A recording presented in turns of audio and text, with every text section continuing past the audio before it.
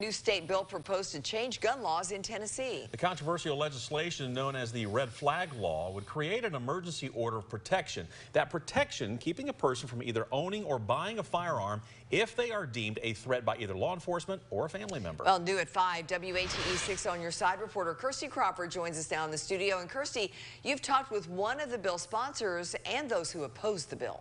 That's right. Several Republican lawmakers tell me they don't believe it will pass because they believe it's a violation of the Second Amendment. One of the bill sponsors, Representative Gloria Johnson, says there's plenty of due process in this bill. The goal isn't to simply take away people's firearms.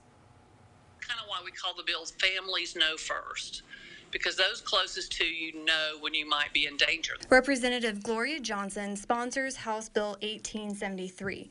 The bill would create an emergency order of protection, giving the court authority to temporarily take away firearms from those who are believed to be a danger to themselves or others. Johnson gives the example of suicide prevention.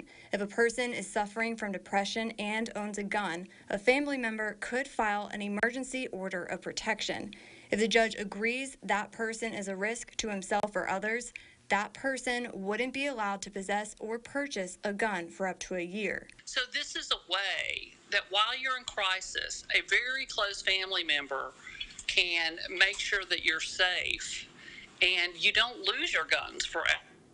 Many Republican lawmakers have yet to read the bill, saying it most likely won't go far. If it does start moving, then my interest would be in to make sure that the person who is constitutionally carrying a gun to protect their families, their businesses, their lives, that we don't indiscriminately take it away from them. Senator Mike Bell says he disagrees with all the red flag bills filed, saying everyone should be deemed innocent until proven guilty, and that a judge is the only one who should make those decisions. This leaves that decision in the hands of family members, friends, or law enforcement, and sometimes they may not have the best judgment about what's going on.